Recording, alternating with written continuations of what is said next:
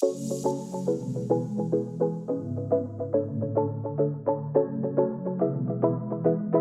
everyone, and welcome to the 2021 results for the Winter Wonderland Revit Family Competition from BIMsmith.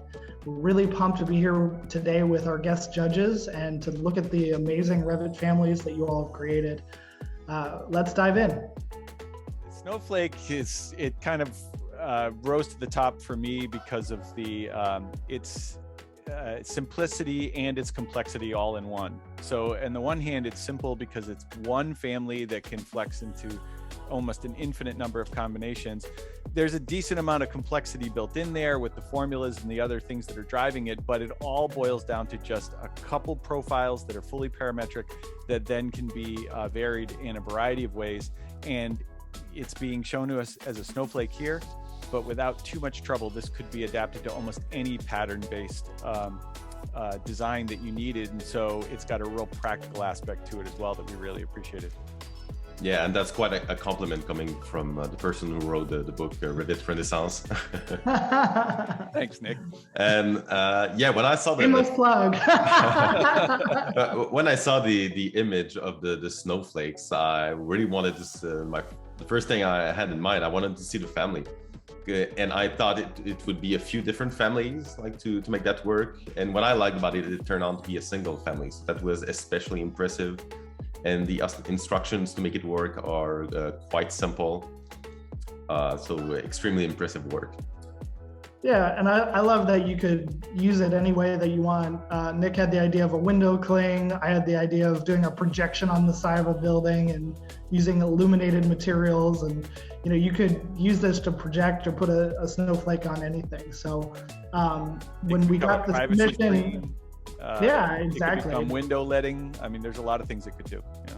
And so when we received this submission, we were first like, okay, what's the big deal about a snowflake? And then when we realized that this was all being generated parametrically and that it wasn't 20 or 30 snowflakes just hidden with visibility parameters, it became super impressive.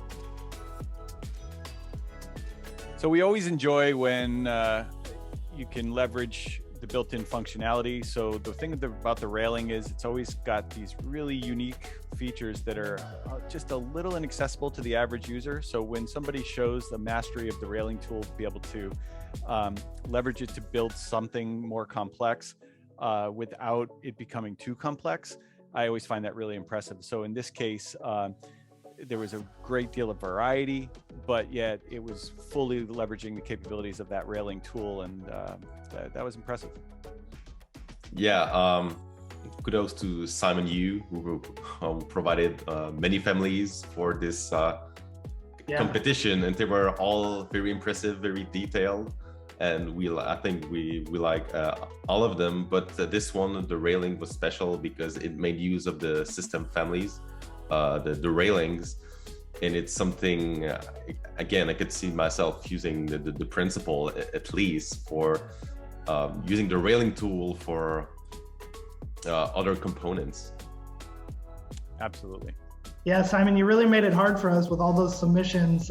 We had a lot of discussions about which of yours was the best, so we really enjoyed looking at all of them.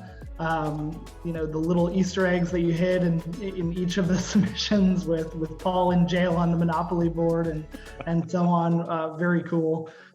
We love this one because it's so adaptable and you can change it. And I can see myself doing a render of someone's driveway with these candy canes lining it.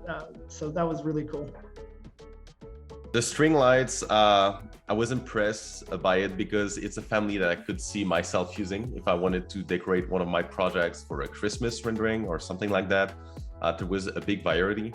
You can switch the color, the size of the lights, and show the wire or not. So I thought it was a very advanced family. It's clear there was a lot of work done inside of it, and it's combined with DynamoScript to make it work faster.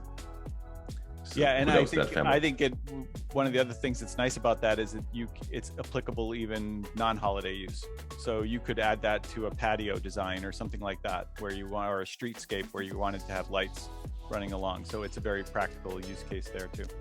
Yeah, I love that you can swap out different bulb colors, different sizes of bulbs, so that you could really put together a display of your choosing. So that's really cool. Along with the ability to drape it and not make it just be linear, I think it's also a really great function.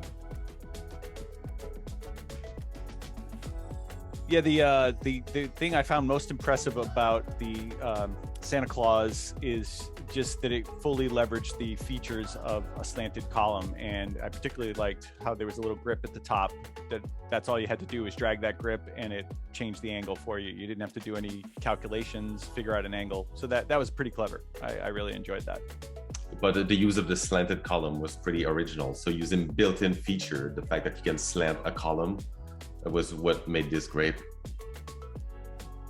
Yeah, and for the next version, we do want it to deflate. Yeah. Yeah, so get working on that. Right? Yeah, we'll get working on that. Thanks to everyone for submitting, and great work. And we'll really look forward to seeing you all again next year for the competition.